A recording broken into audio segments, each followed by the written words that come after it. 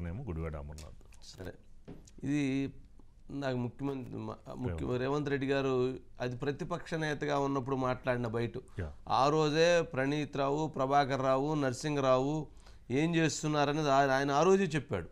ఆ రోజు చెప్పిన తర్వాత ఇప్పుడు దర్యాప్తులో భాగంగా ఎంక్వైరీకి ఆదేశిస్తే ఇతను ఎక్కడైతే ఆ డేటా ఉందో గవర్నమెంట్ వచ్చిందని మా డేటా అంతా ఉంచారట. గవర్నమెంట్ ఎప్పుడైతే రాలేదని తెలిసిందో పోయి ఇప్పుడు ఆ హార్డ్ డిస్క్లు అవన్నీ పగలగొట్టడం, అవన్నీ తీసుకుపోయి ధ్వంసం చేయడం, ఆ సిస్టమ్ను పగలగొట్టడంతో ఇది మొత్తం బయటికి ఎస్టాబ్లిష్ అయిపోయింది. దీనికి సంబంధించి మధు అన్నట్టున్నాడు. Madhu, good evening sir. Good evening Madhu. ఏంటి అసలు ఏం జరుగుతుంది ఏంటి? అది దాదాపు చాలా పెద్ద ప్రకంపనలు సృష్టించబోతున్నటువంటి అంశంగానే ఉన్నట్లుంది కదా ఇది.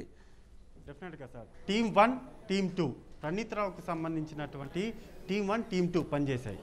ఒకటి వచ్చేసి పోలీస్ డిపార్ట్మెంట్కి సంబంధించి అంటే ఇంటెలిజెన్స్లో పనిచేసేటటువంటి వారు ఎవరైతే ఉన్నారో వాళ్ళంతా టీమ్ 1 అయితే, టీమ్ 2 ఇక్కడ కొంతమంది ఉన్నారు సార్. టోటల్గా వీళ్ళు ప్రైవేట్ వ్యక్తులు. వీళ్ళు ఏ విధంగా పనిచేస్తారంటే ఎవరివైతే మొబైల్ ఫోన్స్ ఉంటాయో ఆ మొబైల్ ఫోన్స్ను ట్రాక్ చేయడం. ఏ విధంగా అంటే డైరెక్ట్గా కొంతమంది ఇండైరెక్ట్గా వాళ్ళ మొబైల్కి మెసేజ్లు పంపించడం, అంటే ఒక లింకులు పంపించి వాళ్ళకి సంబంధించినటువంటి ఆ ఫోన్లో ఉన్నటువంటి డీటెయిల్స్ అన్నింటినీ కూడా రాపట్టడానికి ఒక లింకులు పంపించేసి మొత్తం కార్యకలాపాలను కూడా చేసేవారు. ఇది ఒకవైపు అయితే, ప్రణీత్ రావు వచ్చేసి 2 మొబైల్ ఫోన్స్ను ఉపయోగించేవారు సార్.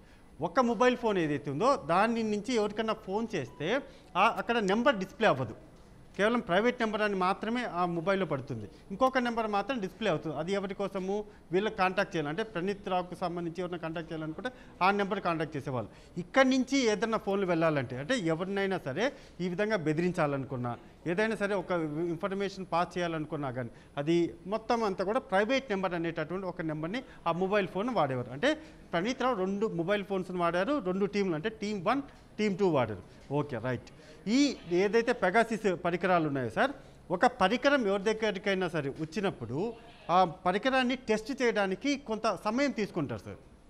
సో అందులో భాగంగానే మనం చూసుకుంటే హైదరాబాద్లో ఒక 2 సిస్టమ్స్ పెట్టారు అనుకుందాం, లేకపోతే వరంగల్లో 2 సిస్టమ్స్ పెట్టారు, ఒక టీవీ ఛానల్లో ఇంకొక సిస్టమ్ పెట్టారు.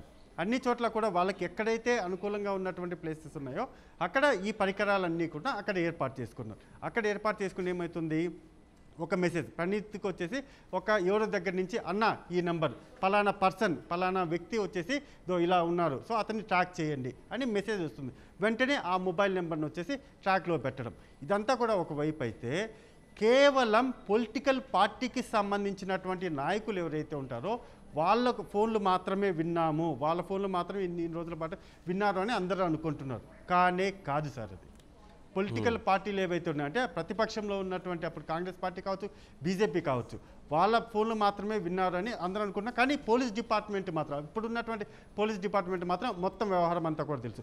పూర్తిగా నా చేతులు ఎత్తేసాడు ప్రణీత్ రావు. ఎవరైతే ఉన్నారో బంజారా హిల్స్ పోలీస్ స్టేషన్లో ప్రణీత్ రావును విచారిస్తున్నటువంటి అధికారులు అయితే పూర్తిగా అధికారుల ముందైతే చేతులు ఎత్తేసాడు ప్రణీత్ రావు. ఇంకా ఏం జరిగింది, ఎలా జరిగింది అనే మొత్తం ఇన్ఫర్మేషన్ అంతా కూడా ఆయన చెప్పడం జరిగింది. అయితే ఎవరెవరి ఫోన్లు విన్నారు అంటే ఇన్వెస్టిగేషన్ ప్రాసెస్ ఏదైతే ఉందో అక్కడి నుంచి అయితే మనకేం సమాచారం లేదు సార్, అక్కడ ఎవరికి చెప్పరు. కానీ మనకు ఉన్నటువంటి విశ్వసనీయ సమాచారం ప్రకారం ఒక పొలిటికల్ పార్టీకి సంబంధించి, అంటే కాంగ్రెస్ కావచ్చు, బీజేపీ కావచ్చు, ఇవన్నీ కూడా పక్కన పెడితే కొంతమంది హీరోయిన్ల మొబైల్ ఫోన్స్ ఏవైతే ఉంటాయో వాటిని వినడం, రికార్డ్ చేయడం, రికార్డ్ చేసినటువంటి ఆడియోని టోటల్ మెయిల్స్ ద్వారా, పెన్ డ్రైవ్ల ద్వారా కొందరికి వెళ్ళాయి. ఐఎమ్ రిపీటింగ్ అగైన్ సార్, ఇది కొంతమంది హీరోయిన్లకు సంబంధించినటువంటి ఆడియో కాల్స్ ఏవైతే ఉన్నాయో ఆ కాల్స్ కావచ్చు, అందులో ఉన్నటువంటి చాట్ హిస్టరీ ఏవైతే ఉన్నాయో వాటన్నిటినీ కూడా పెన్ డ్రైవ్ల ద్వారా, మెయిల్స్ ద్వారా కొంతమందికి చేరవేశారు. అందులో ఎటువంటి డౌటు లేదు. అయితే ఇక్కడ ప్రధానంగా మనం చూసుకుంటే ఎవరు ఆ హీరోయిన్లు, వాళ్ళపైనే ఎందుకని రికార్డ్ చేయాల్సి వచ్చింది అనేది చాలా కీలకం.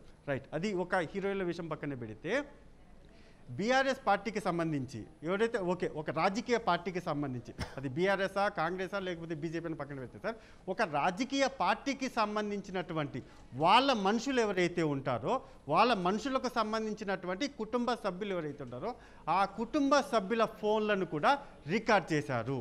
వాళ్ళు ఎవరితో మాట్లాడుతున్నారు, వాళ్ళు ఎవరితో చాట్ చేస్తున్నారు అనేటటువంటి మొత్తం డీటెయిల్స్ అన్నీ కూడా ప్రణీత్ రావు తన దగ్గర పెట్టుకొని వాటిని ఎవరికైతే ఇవ్వాలో వాళ్ళకు కూడా ఇవ్వడం జరిగింది.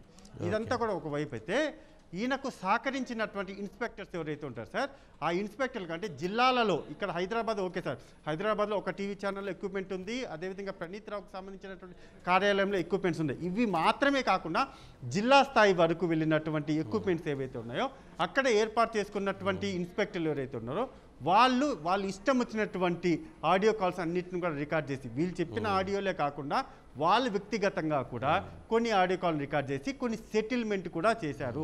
ఆ సెటిల్మెంట్ చేసినటువంటి భాగవతాలు బయటికి రావడంతోనే ఇప్పుడు ఆ ఇన్స్పెక్టర్ని పిలిపించారు, విచారించారు. అవసరం అనుకుంటే త్వరలో అరెస్ట్ చేసే అవకాశాలు కూడా లేకపోలేదు. అయితే మొత్తానికి ప్రణీత్ రావు సార్ నమ్ముకొని ప్రణీత్ రావుకు పలానా పని అప్పజెప్పినటువంటి ఆ మాజీ నాయకులు ఎవరైతే ఉన్నారో అతి త్వరలో వాళ్ళని కూడా ఎలక్షన్స్ ఎప్పుడైతే కంప్లీట్ అయిపోతే అప్పుడు దీనికి సంబంధించినటువంటి పూర్తి సమాచారాన్ని రేవంత్ రెడ్డి బయట పెట్టే అవకాశాలు ఎక్కువగానే కనిపిస్తున్నాయి. డెఫినెట్గా ఇది దేశ ద్రోహం కిందికి వస్తుంది కాబట్టి తప్పించుకోవడానికి ఛాన్స్ లేదు, ఇక తప్పుడు మాటలు చెప్పడానికి లేదు, మేము చేయలేదు అంటే ఇప్పుడు ప్రణీత్ రావు పలానా వ్యక్తి మీద లేకపోతే పలానా ఎక్స్ అనేటటువంటి వ్యక్తి చెప్పడం వల్లే, ఆ నాయకుడు ఆ మంత్రి చెప్పడం వల్లే నేను చేశానని చెబితే ఆ ఎక్స్ అనేటటువంటి పర్సన్ కూడా నేను చెప్పలేదని కూడా చెప్పచ్చు. అంటే ఇప్పుడు అటు నుంచి ఇటు నుంచి ఇటు వెళ్ళే అవకాశం ఆరోపణలు అయితే వెళ్తాయి. కానీ డెఫినెట్గా మొత్తం పొలిటికల్ పార్టీకి సంబంధించినటువంటి ఆడియో కాల్స్ మాత్రమే కాదు, సినిమా ఇండస్ట్రీకి సంబంధించినటువంటి కాల్స్ కూడా ఇందులో రికార్డ్ అయ్యాయి సార్. Okay, right Madhu.